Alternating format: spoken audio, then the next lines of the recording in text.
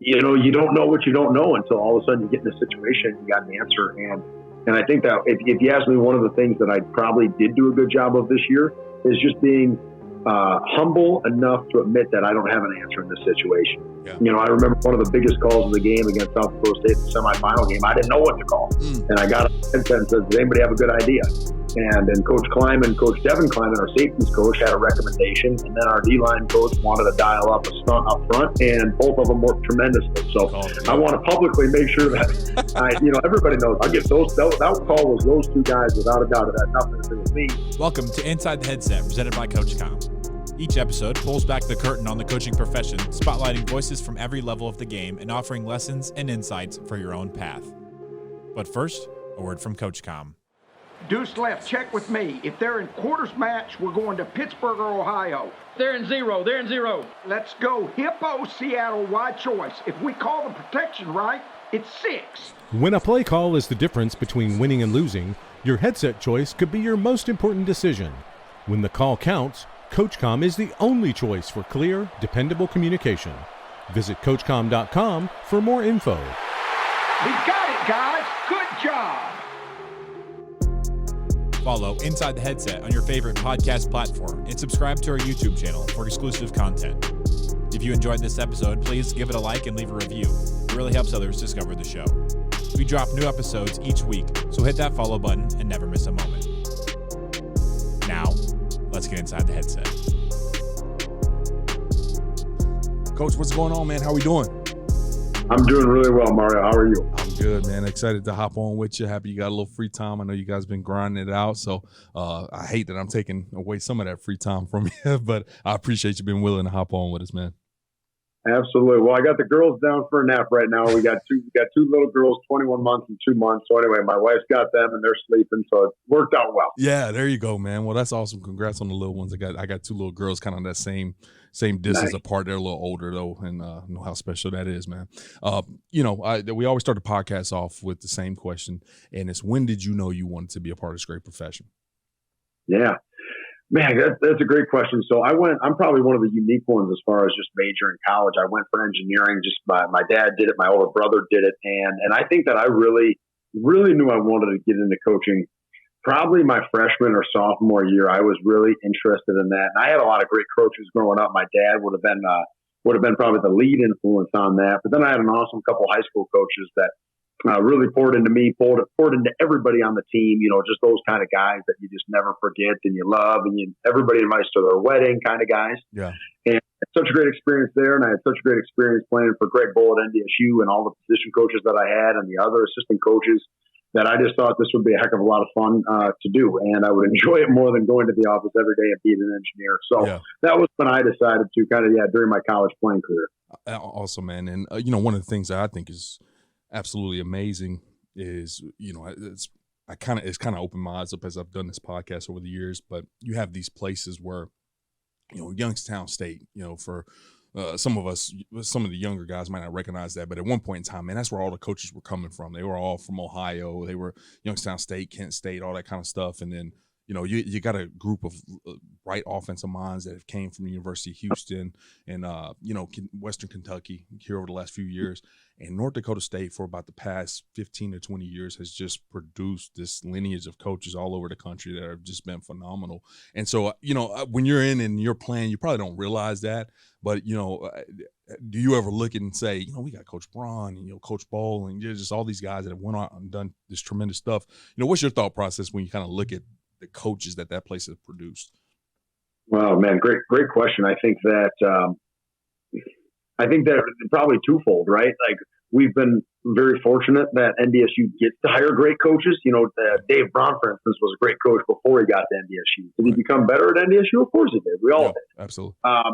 So it's no surprise he's gone and have some good success. And then same thing with, but then in the same breath, it's like, again, when you get to NDSU, just because of the culture and the kids you get to be around and on the expectations, all those things make you be that much better as well. So I think it's a twofold factor. But yeah, it is really impressive to already look back at Chris Kleiman's coaching staffs, obviously Craig Bull's coaching staffs. You look at even now Matt Entz's coaching staffs, guys that have now left and become head coaches other places. It's really darn impressive. There's a lot of great coaches there, and anyway, yeah, it's impressive and it's an honor to be a part of for sure. No doubt. Yeah, part of a special fraternity, but even more special fraternity. I would like to think you had the opportunity to play there. You know, you played there. I don't have the years in front of me, but I will go ahead and announce your accolades at the time. No, 3-time national champion, program record for tackles in a single game with 29, which is insane. I need to go find a film on that one. AP All-American in 2013, played under our executive director now, Coach Bowl. Just real quick, you know, we don't typically spend a lot of time on playing careers, but you have the great opportunity to kind of grow there as a coach as well. What's different about being your alma mater and being able to have the success as a coach there too? Well, I think there's a couple things. You know, at times I think you got to watch yourself as a coach, because you can get into the back in my day in a hurry thing. Oh yeah, for sure. With players, but then in the same breath, you know, that can be a negative. But when you played there as well, you also can do things like, hey guys, you know, we didn't always have this really nice brand new indoor. We used to have to practice out in the cold. So we're going to be appreciative. We're going to be grateful for the things that we have. So that's kind of the role that I like to take at coaching at my alma mater is telling history. You know, one of the kind of things that I started this year in our Friday night meetings, and instead of trying to motivate guys and tell stories and whatnot, I like talking about former players. I like talking about former coaches. I like educating our football team that Gus Bradley played at NDSU and had an amazing NFL career. Or you talk about Joe Mays. You know, Joe Mays was an amazing linebacker, and you better know who that guy is. If you play linebacker at NDSU, you better know Joe Mays. Or if you play D-line, you better know Phil Hansen. He's on the Buffalo Bills Ring of Honor. So I like sharing stories about our alumni, and not only just the great players, but then also some of the walk-ons that nobody in this profession's heard of that are outside of NDSU, and telling stories about their character and work ethic and those things too. So anyway, that's kind of where I try to take things, is try to uplift those that were around me, guys that I really care a ton about. And then, you know, it's funny, I know I got no problem admitting it, you know, especially in like recruiting, right? Like, I'm a big homer. I mean, nobody loves guys, and I love them so much. I love everything about Fargo. My wife is from the area. We have so many friends in the community. So anyway, I'm very passionate about the place, and I feel like it's a positive. It certainly helps in recruiting. I think parents can look at me and say, wow, Coach Olson, you genuinely are telling the truth. That's what you feel about this place, and you love living there. I'm like, absolutely. So I think that ends up helping certainly on the recruiting trail. But then also, you know, it's like nobody in NDSU football, I think, can even remember the last time a former player was not on the coaching staff. You know, it's like somebody needs to try to research that. And I think that's just a really special just continuation of tradition and excellence in those things. So anyway, if there's anybody out there that can remember an NDSU coaching staff that didn't have a former play on it, please let me know, because, again, nobody knows at the moment in our program. Yeah, we'll get to work on that.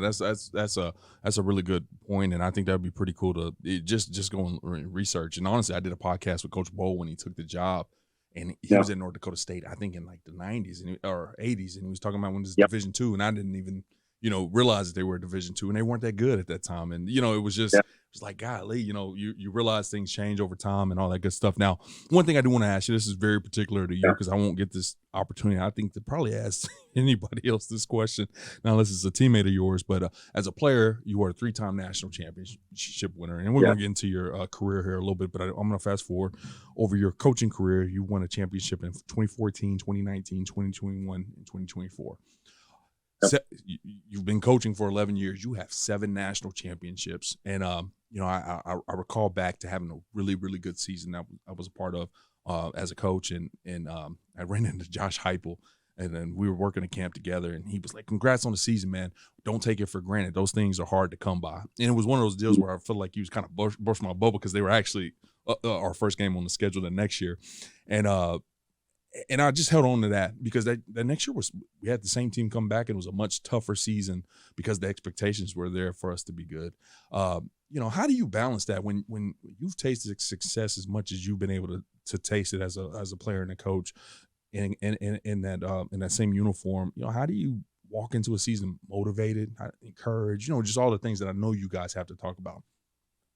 Yeah, great question. I think, complacency is without a doubt the number one thing that you have to fight. I do think that it helps that every year you got new starters. This isn't the NFL where you got a quarterback and Tom Brady that's been here for forever, right? Like right now, our we just lost this starting quarterback that started 60-some games or whatever it was, and the guy behind him hasn't ever started a game, and he's motivated. Yeah. He's excited to go win his national championship. So I think that's one of the things that we really play into. And for me, it's definitely helped to have different roles. Like, okay, you want it as a player, but can you do it as a coach? Okay, you've wanted it as an assistant coach. Can you do it as a coordinator? Right.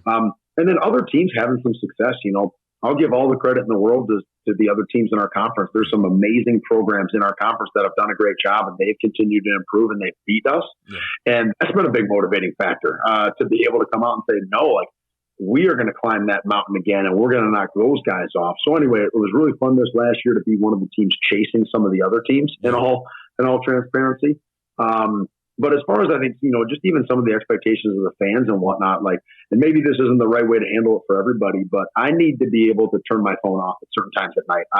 If I sat and read message boards and all those things about, NDSU gives up 30 points a game or a couple times earlier in the year and all that stuff, I would not sleep. I would not do a good job. So for me, one of my strategies is I don't listen to it because I know it would affect me. When I hear negative comments from fans, I care a lot. I wear my emotions on my sleeve, and I would become a bad coach in a hurry. So I just got to block all that stuff out and keep focusing on leading the assistant coaches and empowering them to go do their job, and they're all amazing at that, and then just keep loving the players. And if I focus on those two things, I know I'll be a good coach.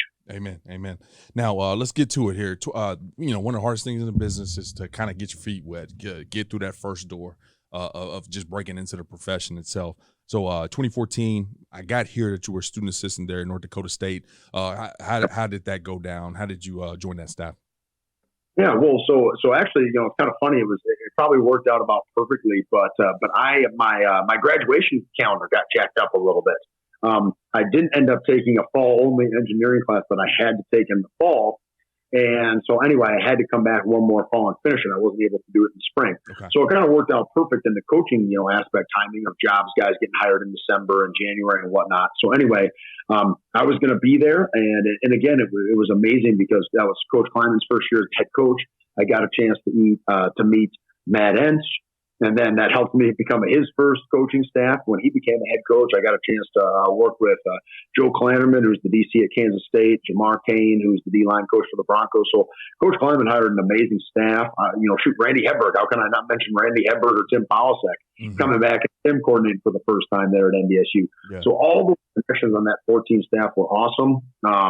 And I had 2 classes that fall, so I'd work for football, and then I'd go do 2 engineering classes, and I'd come back and do some more football. And anyway, I had a great experience and loved it. And then it kind of also worked out perfect that I was then able to go to Wyoming after that. So anyway, it was a perfect setup. It's like I didn't realize it at the time, but I look back now, and I'm like, man, it just couldn't have happened better for me. Yeah, as I read your accolades as a player, clearly you were, a name in the building that people knew. But Coach Lyman just got there. How was he already on the staff? Actually, he was. He got promoted. Okay.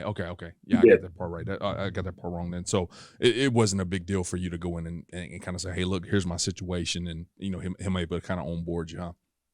Yeah, absolutely. It was. I think, and for him, it was just absolutely Grant. And I got a chance to spend a lot of time after hours meeting with Coach Entz and different guys and just talking defense. It was a perfect opportunity. I really appreciate those guys letting me do all that stuff.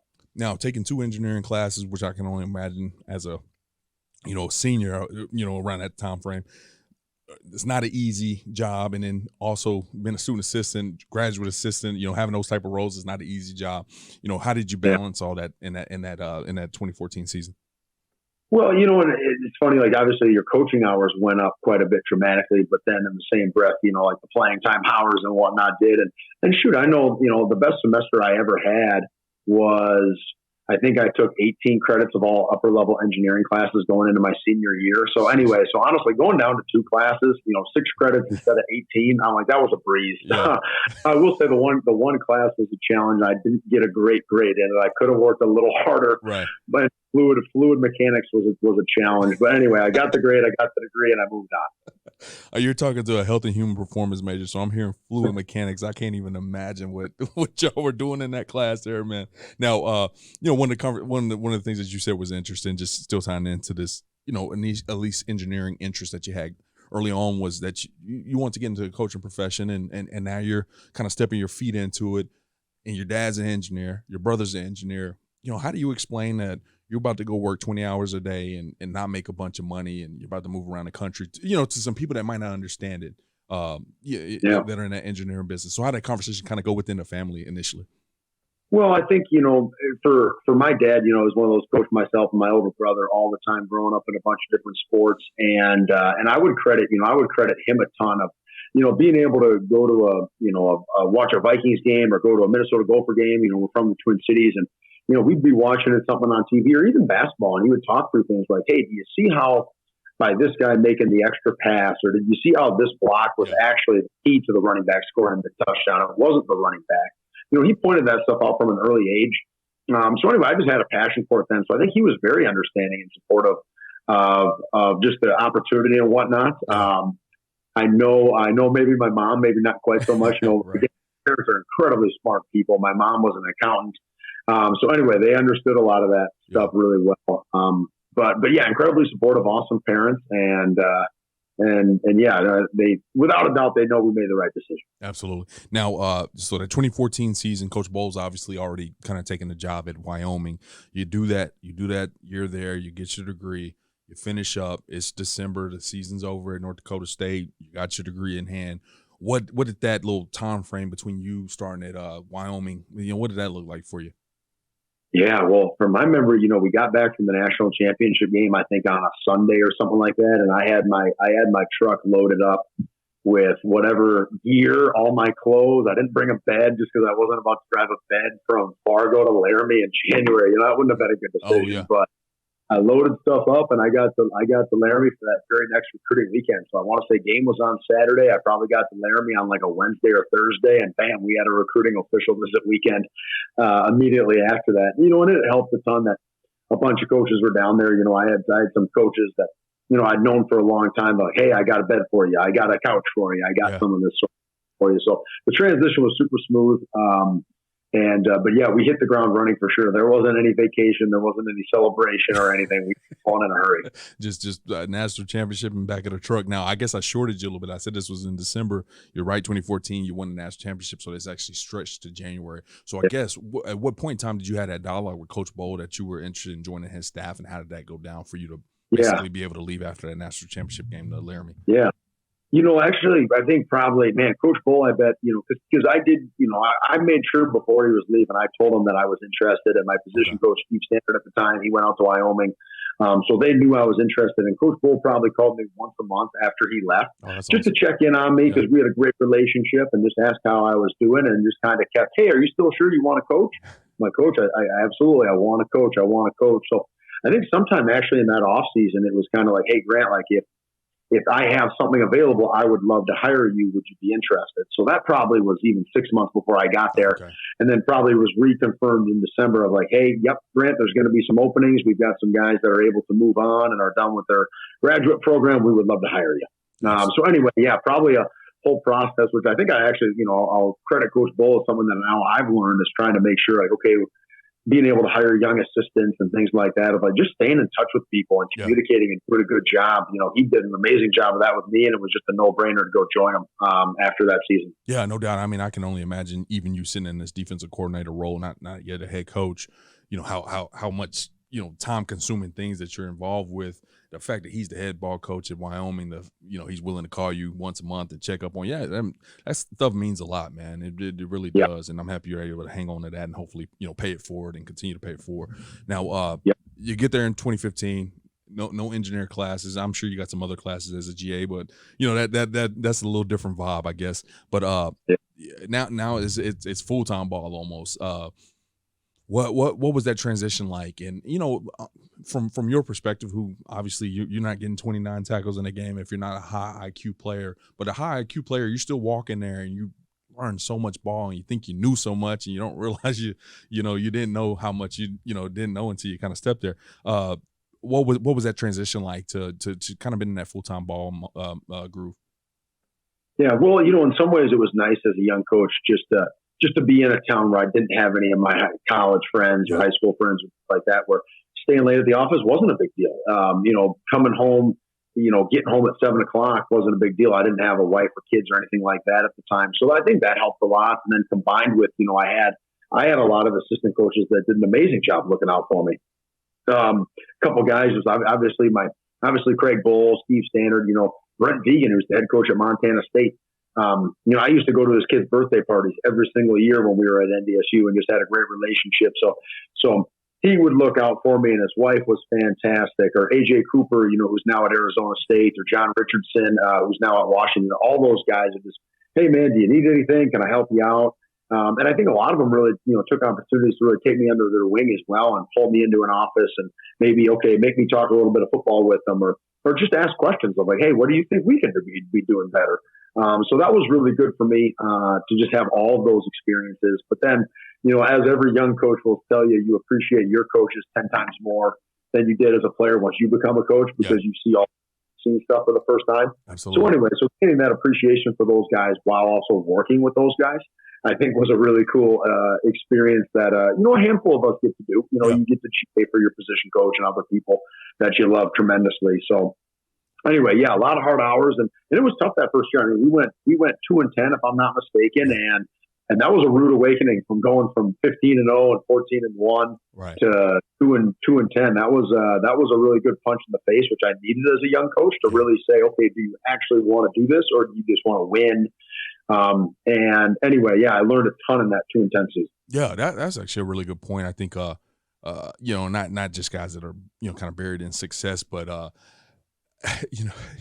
you were actually in the room when Maurice Linguist said this. He said, you don't envision it going bad. When you're picturing that first job, it's going to be great. You're going to win it all. You're going to win the conference, and then all of a sudden you're 2-10, and this is probably the first time that maybe for you, depending on your high school, I would imagine y'all were probably pretty good. Your first time you may have been on the opposite side of a 500 season. And so, for you personally, and then once again for Coach Bohl, who had a tremendous amount of success in North Dakota State, what was that like for you guys to kind of have to taste that together? Well, I think, for me, it was really just a commitment to the process of, okay, like, do we actually believe these things are going to work? But then also recognizing a couple times, like, maybe this isn't working. Maybe it worked well at NDSU, but maybe it doesn't work as good in the Mountain West Conference. And let's look ourselves in the mirror and let's be willing to adjust. And there's some things that it's like, nope, you draw that line in the sand and like, nope, we are committed to this. We are believing in our process and how we do things. But then there's some other areas that was like, okay, we are going to make changes. And I think all those things were really for the positive. I just really appreciate that experience. And then also, to be rewarded the following season with an amazing turnaround to make it to the Mountain West Championship game, to host it. We beat an amazing Boise State team that year. We beat a really, really good San Diego State team. That was an amazing experience to go from 2-10 to 8-4, just in the regular season. And so anyway, it was also one of those in the same breath that I think really cemented for me as a young player that the same values that Coach Bohl taught me as a player and that I learned through NDSU are still going to work. They're going to work anywhere in the country. You work really hard in the offseason. You get a great strength coach. You play great defense. You tackle well. You double rep. All these things that we're kind of known for. They work. They're going to keep working, and just keep trusting. Amen. Now, you said something interesting, and I can relate to this. I had the opportunity to play for Todd Berry, and I played for Todd Berry. He's the head coach at Army at the time. I transferred to Baylor, played for a guy named Guy Morris, and I coached for both of them. And when you switch from that player-coach relationship to that coach, we're in the same room rolling. I guess you're always rolling in the same boat, whether you're a player-coach, but you know what I'm saying? You're sitting in that office with them all day long. There were moments where, sometimes that was still coach to me. That was still my coach, and maybe I have a different opinion that I like to voice. And, at times I probably struggle with that a little bit and, knowing when to say something and not when to say something. How did you manage that player-coach relationship transition into a coach-to-coach relationship with all those guys that you were with? Yeah. Oh man. Well, I think it just always, to me, it just starts with just a tremendous amount of mutual respect. Absolutely. I think that's, I just love those guys to death. Like Coach Bohl, I could just never call him by his first name, and I just don't even want to mention it now. I just have so much respect for Coach Bohl, and he's just been Coach Bohl so much of my life. And he was a father figure to me and so many other people that I think it was easy for me to work for him in that sort of an aspect.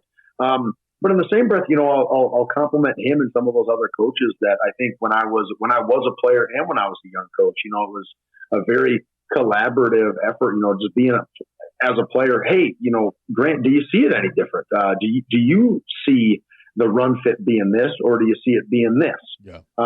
So anyway, so just having a very a lot of humility, a lot of low egos, and people that just want to work hard. I think that if I would have been a part of an experience where maybe, and we've all been there, where maybe you work with a guy or two that's got a really high ego and doesn't receive feedback very well. That was just not the case for the people that I worked with. So it was easy for them or for me to maybe ask questions. I think that was probably the biggest thing. I know I asked a lot of questions, and then it was also time to say like, hey, I got no problem if a young up-and-coming coach sees things differently. Let's have a genuine conversation and let's come up with what's best for the team. So those are the things that made that transition easy. But there was also some times where I recognized I'm like, it is more fun being a senior captain than being a GA. Right. Let's acknowledge that as well, that all of a sudden, you're making a bunch of trips to Denver and picking up recruits and doing a lot of late work and whatnot. That wasn't necessarily the case as a player. So anyway, it was a good piece of humble pie for me to get to eat for 2 years, without a doubt. Yeah. Well, obviously we do this podcast, and we hope you can tell your story, and some coach with maybe a similar trajectory can resonate and find some nuggets out of this deal and learn from it. And I know for sure, as a young graduate assistant, I had moments where it's 2 a.m. at night and I'm breaking down a film and I can't tell what dang coverage this is. And God dang, I'm sleepy and I'm hungry, all that kind of stuff. And you're like, what am I doing?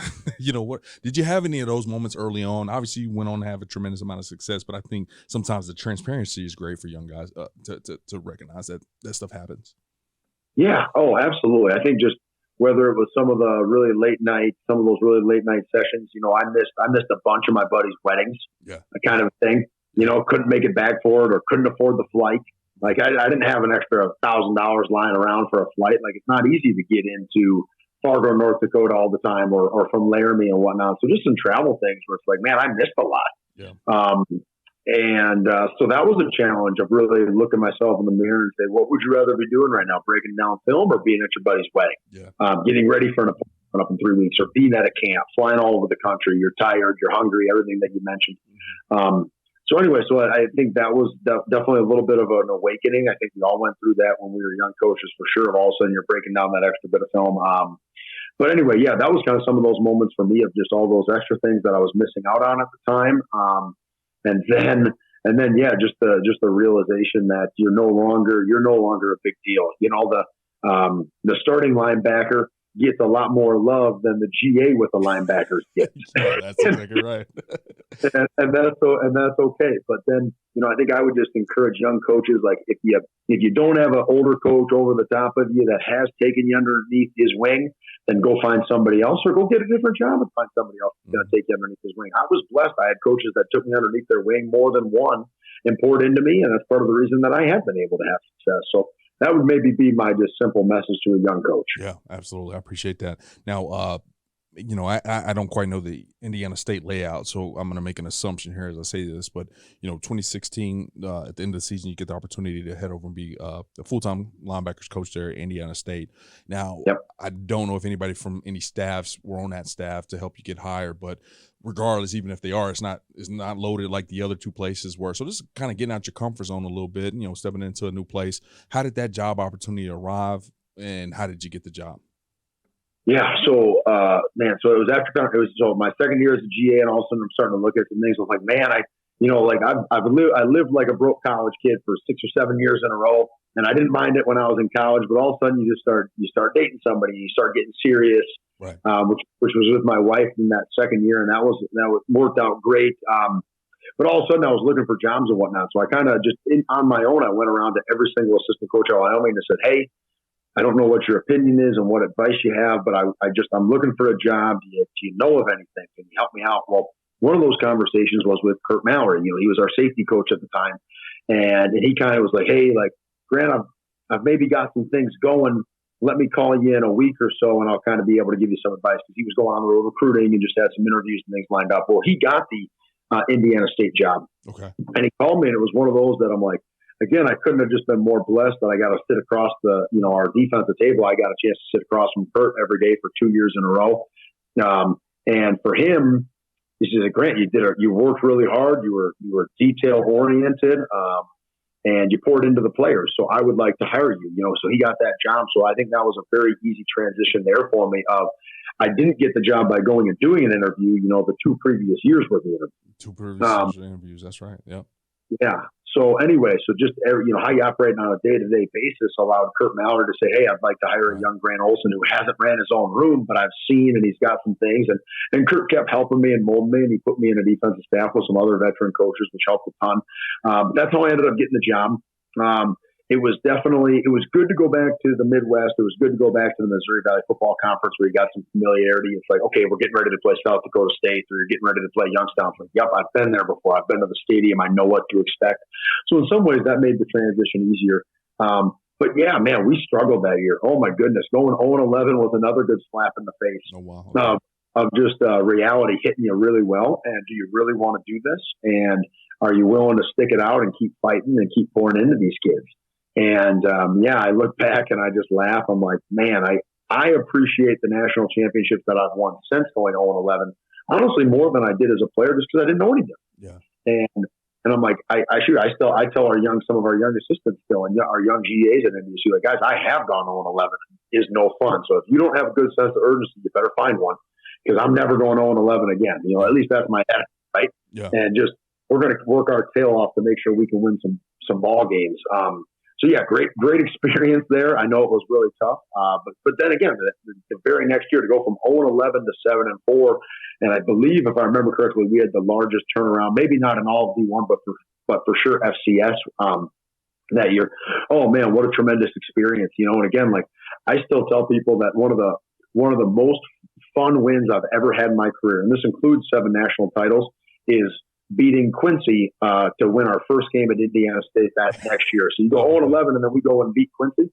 I'm telling you right now, that was as rewarding as a lot of those national championships, just because we really had to stare ourselves in the mirror and work our tail off. And I'm so proud of those players. Man, that is still one of my favorite years that I've ever had. Yeah, man. I mean, you know, like you said, the national championship, and I've never experienced that, so I don't want to act like I can put a value on that, but I can't. I've been a part of a team where maybe you're struggling and you find a way to get over that hump, and how rewarding that can be, even you know, even in your own head, in your own space as a first-time full-time coach. You want to get over that hump just as bad as everybody else does. Oh, yeah. And so, and that year, as you're struggling, your first year, you got your own room. I would imagine there's some missed tackles coming from your backers and maybe some blown coverages, and you're struggling. Oh, yeah. You're going through all this stuff. Like, what's going on in your head? And what are you trying to do to, for you to stay the course personally? Yeah, well, great question. Well, I was probably really fortunate that, again, like for me, I need people outside of the football program to pour into me. What I've learned is that, as I pour my cup into the players and all the coaches, and I pour so much in, I have to have somebody there pouring into me. And at Indiana State, our team chaplain really poured into me hard, aside from just the other coaches. I know I need somebody outside of it. So he poured into me a ton. My wife poured into me a ton. My parents, specifically my dad, poured into me a ton and just kept being a great encouragement outside of things. And I think, and I'll also give Kurt Mallory a ton of credit. Kurt was one of those guys that was just, guys, this stinks, but we are going to stick together. I got all your backs. We're going to be okay. It's going to work out. So I think just him setting the tone for belief and staying positive was really huge for me as a young coach. That kept me motivated and kept me going. And we were starting to see signs. We were 0-8, 0-9, 0-10, and the players at Indiana State came out and kept practicing really hard and kept believing and kept trusting us. And I'll give those guys all credit too. I think every one of us, they kept us motivated as coaches. Yeah. I'm like, if you're going to show up at 0-8 as a redshirt freshman and you're miserable, or a senior, and you're going to keep working your tail off, then I'm going to keep coaching my tail off too. That's right. That's right. Now, one of the sayings is you learn. You reach success through failures at times. In that 0-11 season, obviously it's easy to be down, but it sounds great that your players will continue to show up motivated and all that good stuff. What was the takeaway from that year that's kind of helped you throughout your career? What was the one thing you take away from that first full-time coaching position? Oh man, well, I probably made about 1 million mistakes, to be completely honest with you. Yeah. It's one of those, I'm like, I know I'm a much better coach now, just whether it's just organization or just dealing with players, dealing with conflict. I just look back and I think there's probably about 5 issues that I had that were purely self-inflicted based on either bad communication or forgetting to write something down, not closing the communication loop and just giving a guy, a high school coach, feedback, and all of a sudden the high school coach is frustrated with you. I mean, you name it, I made a mistake in it that first year. So anyway, I probably look back and say that, man, I know I could have been a ton better. The talent we had was the talent that we had. And it was very much it's funny, still that same roster that went from 0-11. It wasn't that much different that went 7-4 the next year. So just keep developing the guys that you have. You don't need to go out and change your entire roster. If they're good enough to go 0-11 and fight and compete hard, then they're good enough to win some games too. Absolutely. Now, you have that run there. Obviously, great opportunity for you to learn and kind of find your own voice as the leader of the linebacker crew. In 2019, you get the opportunity to come back home, come back to your alma mater there at North Dakota State. Obviously, another special season transpires that year. But once again, just talk about the transition that ultimately gets you back there. Yeah, well, it's one of those that I know, Coach Snyder at Kansas State, it all kind of started with the Kansas State stuff. And I think a lot of people had an idea that maybe he was getting ready to retire. And the old athletic director from NDSU became the athletic director at Kansas State, Gene Taylor. Mm-hmm. So all of a sudden, I think everybody's wondering, is he going to hire Chris Kleiman? Yeah. And there's all those things going on. And I had no idea. It's not like anybody was filling me in on what was going on. But I remember I called Coach Entz. And I forget when, and just said, hey, Coach, I have no idea whether things are happening or not. You know probably more than I do, but I just want you to know that I still really respect you. And if there was an opportunity and you became the head coach, I would really like to be considered. And I remember Coach Entz just said, Grant, I'm so grateful you're calling me. Kind of like one of those, I can't give you all the information right now, but great job staying in touch. And that's probably still one of those that I look back and again, you want to talk about giving a young coach some advice. Like every time I was back in Fargo visiting friends or visiting family, I would hit up Coach Entz because we had a good relationship, and we would just go out and have a burger and hang out and catch up and stay in touch. So anyway, I think I look back for him and I was like, wow, we've built a relationship 5 years ago and we've maintained it for 5 years. All of a sudden that becomes an easy hire compared to somebody you haven't talked to in a long time. So anyway, so it just goes back to relationships. But that was a really exciting time for sure for me, of just the opportunity to potentially go home, instead of being 12 hours away from your mom and dad and your in-laws. Now all of a sudden you're living in the same town as your in-laws. And that was a really exciting thing for both my wife and I. Yeah, absolutely, man. And, it's weird. I'm this fly on the outside of this whole North Dakota State deal. Cause like I said, I did the podcast with Coach Bowl, and he kind of, he's telling me all these stories from his point of view. I met Gene Taylor. He came and did something for us here. And, I've heard everything from his point of view, and, I've got to know Coach Entz over the years. My question is, who was the athletic director that followed up after Gene Taylor? Yeah. So that was Matt Larson, and Matt is still our athletic director right now. He came from Stony Brook, and he played football there. So anyway, so he's a football guy. And I remember, I think just part of from my memory of Chris Kleiman was helping interview athletic directors, which is kind of certainly a unique situation. And I just remember he came back to the coaching staff one time, and again, I'm just a student assistant way in the back, not minding my own business, keeping my mouth quiet. Yeah. And anyway, I remember him coming in and saying, hey, guys, I think this guy really gets it. I think he would be a great hire. And he's a football fan. He's a football guy. He understands some football. He's a believer in it. And he wants to make sure football keeps winning here at NDSU. So anyway, I think that was something too that, Matt's done an amazing job as our AD, but he, I think, really understands and appreciates, for a guy that came in 2014, that, NDSU is kind of one of those programs, just don't screw it up. We've been with the national title since 1965. I think 18 of them now, if I'm not mistaken. Yeah, 18. And just keep it going, and don't rock the boat. Don't bring in somebody from outside that has zero NDSU experience whatsoever. If you can hire a great candidate from within, do it. Yeah. And anyway, I think that just, one of those just simple examples that just has made all the difference, and give Coach Kleiman, Matt Entz, and Tim Paulsek, all three of those head coaches since Coach Bowl, give them all credit. None of them have made dramatic changes. It's just NDSU football keeps staying NDSU football and keeps winning and keeps being successful. Absolutely. I mean, you kind of hit the nail on the head with where I was going a little bit, in the same fashion that, Gene Taylor heads over to Kansas State, and he brings a guy from North Dakota State. I mean, Larson could have easily maybe brought in a guy from Stony Brook or somebody that he's had some exposure to, but what a powerful hire to, like you said, not rock the boat too much. And so you get there now. Do you have to go through a formal interview to get that opportunity, or have you had already been through it? I didn't, to be honest with you. It was, I think, one of those that, again, we just stayed in such good contact over the years and still had so many of the same defensive things and whatnot. And that I think for Coach Entz, it was like, hey, if you want the job, I'd like to hire you. Sure, yeah. So again, I spent an entire year with him in 2014, but 5 years later, it got me a job, kind of a thing. So anyway, it's just funny. I think, just you never know when somebody's paying attention, especially older coaches. Right. So anyway, I'm just very grateful. I'm very grateful that I performed well when I had the opportunity to earn those opportunities well after the fact. Now you're returning because you were at Indiana State and Wyoming, so you took a little hiatus from your alma mater. What had changed when you got back? From football perspective, facility perspective, what were some of the differences? Well, some of the facilities were certainly nicer. There have been, some upgrades here and there, new locker room, offices, a couple things have gotten a little bit nicer, and they'd maybe changed a couple things terminology wise and whatnot. But like NDSU's been running Tampa 2 for a really long time, and they were still running Tampa 2 the exact same way as when I had left. And so anyway, so that was probably, I would tell you, 90 to 95% of things that I would have remembered were probably the same.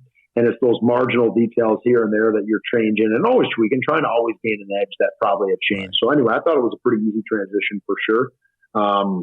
Enjoyed the heck out of that for sure. Yeah, no doubt. It's just always interesting, places with such deep culture and deep success. And, sometimes a lot of times I find that's the answer. Like it's changed. It looks a little different, but, a lot of the core things are still very, very much intact. And you guys were able to pick up where you left off in 2019 in order to come back and win a national championship. What was it like to kind of come back full circle? Last time you were there, you're a student assistant, taking engineering classes, and then you come in as the linebackers coach, and you guys are able to kind of experience that success. What was that like for you?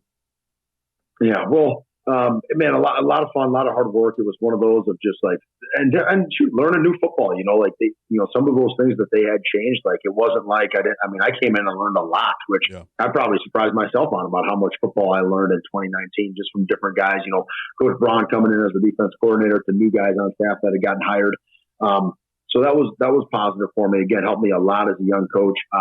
It was a special year, really special year. It was before COVID, and just on a personal note, my brother ended up getting hired. My brother has been in coaching for a long time too. It's funny. We both went from engineering to college football coach, but he was our analyst QC that year and did a tremendous job. And, him and I hadn't spent that much time together since he was a senior in high school and I was a sophomore in high school. So all of a sudden you get a chance to see your brother every day. That was really cool. And my parents, instead of my parents going, driving to Nebraska and coming up to some NDSU games and whatnot, it's like, they came to every single game back like when I was a player. Luke was at every single game. Yeah. We're going to dinner as a family after games. Like, that was an unbelievably special time. Obviously we won, but then COVID happened the year after. And unfortunately, kind of as COVID was kind of wrapping down a little bit, my dad passed away of a heart attack. So I just look back and it's like, oh my goodness, what just a special year I'm so grateful for. I spent so much more time with my older brother, so much more time with my dad than I had in the last 12, 13 years total. So anyway, so that was just an amazing year. I think not just for going 16-0 and all the winning national championship. Like, I just got to spend time with my family. So that's kind of how I remember it. Obviously, I got to coach great players, amazing players, great kids. So that's just kind of the cherry on top for me. No doubt, man. I've asked this question on podcasts before, and sometimes the guys struggle to answer. So I don't always ask the question anymore. But like, I kind of think in my career, I had a year it was just a special year. It was a lot of good stuff that kind of happened. It was just my favorite year in coaching. And, I don't even know if the win-loss column was that much impactful of the whole deal. And, I ask some guys, sometimes they got a good answer, but it sounds like you're back, you're full-time, you're having success, your brother's on staff. It just sounds like a hell of a year for you, man. I'm happy you were able to experience that, especially before your dad passed away. So, rest in peace to him. Now, I'll tell you what's something cool about that year was actually that year, Tyler Rowe was the OC and Braun was the offensive coordinator, and they were both 35 under 35 guys. And they played in the national championship. And I mean, they rolled in. I mean, they got in right as we were starting that session the next morning, the 35-35 session, and then those guys had just won a national championship. And so I was excited because it was important for them to show up. But I thought that was so cool to just have the OC and DC from that team and that at that convention. Now, over that time frame, you've been at North Dakota State since then, but as the linebacker coach, you were able to win another one in 2021. You brought up COVID, and obviously that rocked the boat on a lot of different things and a lot of different programs and how that season went. How was that for you guys? How did y'all manage COVID and be able to, get everything back together and win in 21? Yeah, well, good question. I think, part of it is when we really struggled because all of a sudden we had a lot of seniors that were kind of looking at themselves and said, man, I can either come back, and there's so much uncertainty with COVID, and we just won a national title. Maybe going out on top isn't such a bad thing after all. Yeah. So all of a sudden, we've lost a lot of just veterans, whether they were starters, or just really key backups. We've lost a lot of talented players. So then that next year, that we did the spring COVID year, we struggled. We were missing those older veterans. We were missing their leadership first and foremost. That's really what we were missing, is the leadership. But all of a sudden, Cam Miller and Gray Zabel, who both got drafted last year, all of a sudden those guys are starting as true freshmen during COVID. I mean, what a wild ride that was. So anyway, so in some ways it hurt us that year, but then in the long run, it certainly helped up as we were just getting other guys reps and getting a chance to play and all those things. So we took our lump. Certainly, we played one game in the fall. I think we played 9 games. That ended in April, and then it was like, okay, guys, you guys got 2 or 3 weeks off. Finish up your spring semester, and we are getting right into summer training. So in one calendar year, I think Coach Entz told me that we played 25 football games, and it was one of those of like, we had a heck of a year, but man, that was a grind. And talk about getting done with that 21 season and just being ready to take a deep breath. Oh my goodness, we'll never forget the breath after that. Like, man, as every coach can imagine, in season is hard for 15 games, let alone 25 in one calendar year. So right. I remember, I think every coach, every one of us in that off season was like, guys, we're getting away. We're all spending time with our wives, kids, if you got them. Yeah. And we need to pour into the rest of our family because we've been slacking the last little bit for sure. Yeah, that's right, man. Well, obviously a kind of a roller coaster between 2019 and 21 where you win and then you have this pandemic and a mass exodus kind of your senior players, and you're right back up on top, and like you said, get the opportunity to catch your breath. But on the backside of that, you have the opportunity to be the special teams coordinator. Those little W's that you can rack up, from a personal standpoint, being able to kind of get that promotion and have that another level of responsibility. First of all, how did you approach that now being the special teams coordinator, that organized having a whole phase of the game to yourself, and then what was the excitement like to be able to get that promotion? Yeah, well, at first I'll readily admit that at first I wasn't quite sure about just as special teams and whatnot, because just in our defense, no different than a lot of 4-3s, linebackers, there's some intense fits there, and you got to spend a lot of time working on some of that stuff, and you spend a lot of hours there. So anyway, I remember at first when Coach Entz first just approached me about helping out more in special teams, I was a little bit like, okay, I was a little nervous. But then as I thought about it a little bit more, and just even hearing some of the things he had to say, I'm like, wow, what an opportunity to lead, to be in front of a room, to motivate guys, and to call plays. Right.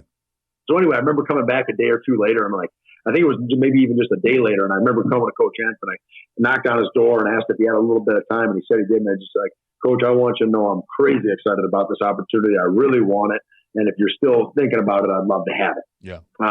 So anyway, so that worked out great, and just being a chance to be in front of the room, being a chance to actually be the guy coaching offensive players, that was a great experience. So it helped me so much to be ready for this first year of being the defense coordinator. I'm like, I know I would not have done nearly as good of a job this last season if I didn't have those opportunities beforehand. So anyway, I'm really grateful that Coach Entz gave me those leadership opportunities. When I look back, like one of the pieces of advice I got as a young coach was from Brad Wilson, who was the D coordinator in Indiana State, and it's just stuck with me. And he talked about, he's like, Grant, you can chase jobs and promotions, or you can chase leadership and really preparing to actually be a good coach. Yeah. And sometimes those are one and the same, and sometimes they're different. And this is kind of one of those of like, it was very much the same job in a lot of areas, but it was leadership, and it was an opportunity to be in front of players that you had never been in front of before. And man, I grew a lot as a person. I made plenty of mistakes, right, but thankfully we had other veteran coaches on staff, plus Coach Ennis, to kind of keep me in line and keep me going in the right direction and help me out when I made some errors. right. And I grew a ton in that season. So yeah, when you talk about just like, hey, what years did you grow the most as a coach? First year as special teams coordinator, without a doubt, was one of my best years for growth as an individual. Amen. And one of the things I think is interesting, I share this, and this is kind of almost your same story, is I don't think they're shot football coaches by any means. All right, we can get up and talk in front of anybody, but I took my first special teams coordinator, running backs coach / special teams coordinator my last year before I joined the AFCA, and it was so different talking to everybody on the team than it was just talking to my running back room. And it took a while to get used to. It took a while to, talk to this guy that I don't, he's a D-line guy.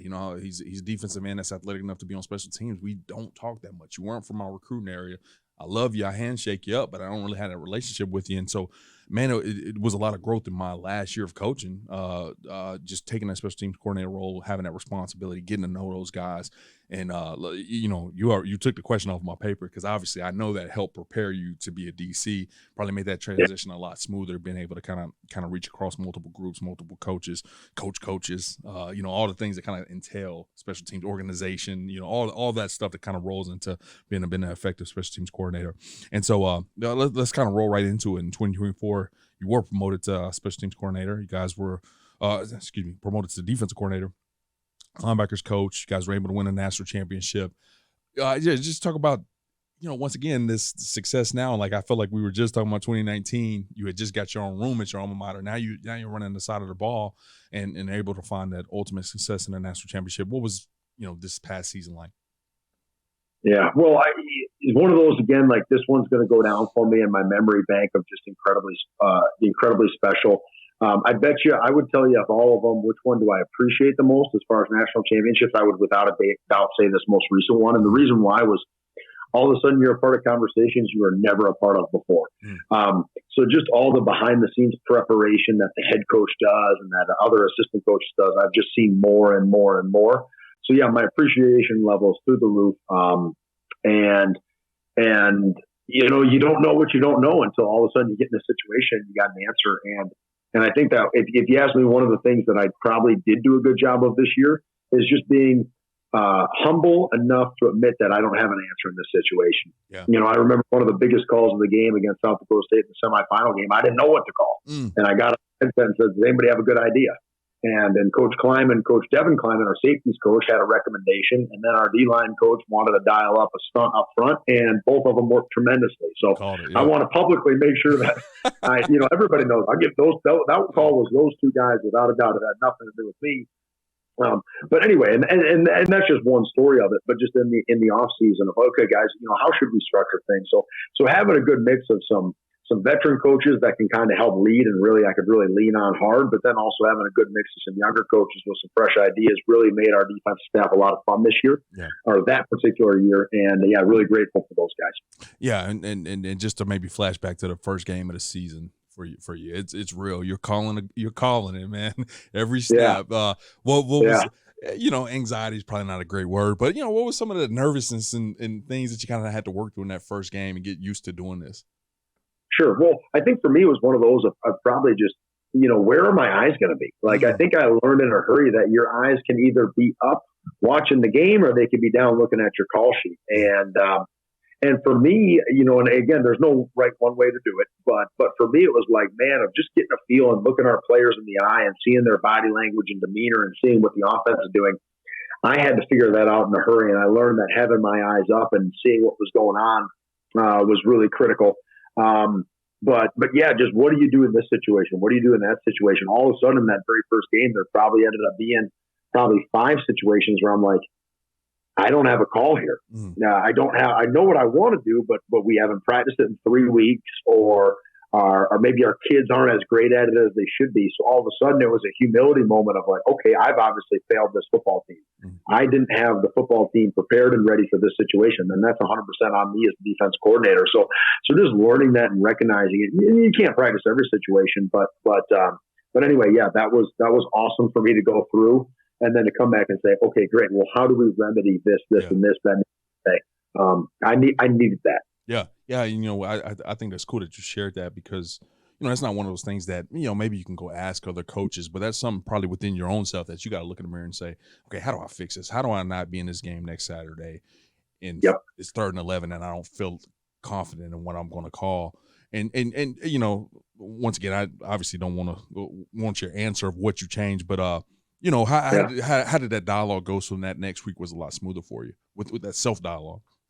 Well, just even a little bit for me of like, putting the call sheet together and going through the process. Like it's one of those that I've probably learned that it is simpler as a coach. Just, like some work you don't want to do or that's time consuming, just give it to one of the GAs, give it to one of the Qs, give it to one of the analysts, whoever. Well, the work gets done, but it doesn't necessarily all get in your own brain. Like Craig Bull used to talk about, you learn through your fingers. And he's like, yeah, you can give that report to a GA and have him do it, but are you as the coach going to learn the information, and are you going to teach it as well if you would have stayed the extra hour and done the work? So anyway, so that was kind of, again, just something for me of just seeing like, okay, for me to really be a good defense coordinator, there's no other way to do it than I just have to do certain jobs myself. And when I do it, I learn it and allows me to be a better coach. So that would just be a couple simple things that I definitely learned of, some reports and drawing some things up of just like, there's no other way, and it takes 2 hours and get it done, but get it done efficiently so you can go home and get some sleep too. Yeah, that's right. Well, Coach, man, I appreciated the time as we kind of journeyed your just absolutely amazing career, man. One thing I did want to talk to you about before I let you go here was you were part of this 2025 AFCA 35 under 35 class this past year. Enjoyed having you, enjoyed you applying, everything that you put together to be an awesome candidate for us. And then it's always pretty cool because we announce it before you win a national championship, but it's always cool to have a national championship in the room when we get, when we pull up there in Charlotte and whatnot. So anyways, just talk a little bit about your experience and why you would encourage other people to apply. Yeah. Well, number one, I think just the opportunity to learn. We brought, you guys did an amazing job of bringing in speakers that talked about the things that you never think of as a young coach until you get in that situation of all of a sudden buying a house or investing or retirement plans and all these things. And now all of a sudden, that's a heck of a lot more important, especially now that I got 2 little girls to think about. When it was just me and my wife, it wasn't as big of a deal, but now all of a sudden all that stuff. So just getting some great educational pieces, was huge. And I know there was a wide variety. So I loved that. But then we brought in really, really good head coaches or former head coaches. Dave Braun came in and spoke, and I obviously know Dave well already, but man, what a phenomenal job he did. I really enjoy learning what those guys had to say. And then also just some of the interactions of getting a chance to meet some people. Like you see somebody that maybe you played against, or maybe, you coached against them or whatnot, and you've only ever seen him from a distance, and being able to shake his hand and get to know a guy a little bit. I mean, man, just awesome. Like I know on Father's Day, I had a number of 35 under 35 coaches reach out and just say, hey man, just wanted to say happy Father's Day. I know you just had a baby girl. Congrats. That's pretty special to be able to do and make some of those connections and make some friends in this profession. So anyway, I'll really cherish every bit of that experience. It was definitely a long day. But man, it was so well worth it. I would do it again in a heartbeat. And I've actually already mandated some younger coaches that I know that you guys are going to apply. Whether you get it or not, you guys got to work your tail off and get it done. But I'm like, you guys are going to apply because it was the best professional development I've done in years. Man, I appreciate hearing that. And, one of the cool things I think about that whole deal was, a lot of those guys that spoke, Kenny Dillingham wasn't supposed to speak, but he was so passionate about showing up and being a part of that. He walks in and just joins Coach Golish on the stage, and he's a former 35 under 35 guy, and Braun is a former 35 under 35 guy. And I remember when those guys were in it years ago. It was James Franklin, it was David Cutcliffe, the guys that came in and spoke, and just how proud I am to be able to look and be able to pull from our own guys, because they've continued to transcend in the industry. And I can't wait for the opportunity to hit you up and say, head ball coach, Coach Olson, come on down and speak, man. So keep doing your thing, man. We're extremely proud of you and happy to have you part of our group, and looking forward to hopefully seeing you in Charlotte this upcoming convention. Okay. Awesome. Thank you so much. It's been again, it was an amazing experience way back in January when we got a chance to do it. And I really appreciate just being able to talk to you. It's been great. So thank you again. Yeah, no doubt, Coach. Well, best of luck, and look forward to talking to you soon, okay? Awesome. Thank you. CoachComm has been delivering tough headsets for tough teams for more than 31 years. It's why 97% of FBS teams and thousands of high schools across the country rely on CoachComm. Get the best for your team. Visit CoachComm.com for more info. Thanks for listening to this week's episode of Inside the Headset, presented by CoachComm. If you'd like to learn more about this week's episode, head over to AFCA.com. There, you can access every episode and find corresponding show notes. Remember, you can catch every episode of Inside the Headset presented by CoachComm on wherever you get your podcasts, including Spotify, Apple, and YouTube. While you're there, we'd love for you to take a moment to rate, review, and subscribe to the podcast. Your feedback helps us improve and grow. Keep up with the latest news by following us on social media. Connect with us at Inside the Headset, and remember to tag us when you share your favorite episodes. For more updates on all things AFCA, be sure to follow the @WeAreAFCA social media accounts. If you're not a part of the AFCA community yet, visit AFCA.com to join thousands of NFL, college, and high school coaches nationwide and across the globe. Elevate your coaching game with an AFCA membership. You'll gain exclusive access to the annual AFCA convention, magazine, digital library, and AFCA Insider email. Stay up to date with the latest stories and news on the AFCA website. More than just a convention, the AFCA offers continuous education, guidance, networking, and more. Celebrate the past and shape the future with the AFCA. It's about fostering exceptional coaches who create outstanding teams and even better individuals. Invest in your skills and make a lasting impact today by engaging with the AFCA. Your journey starts here.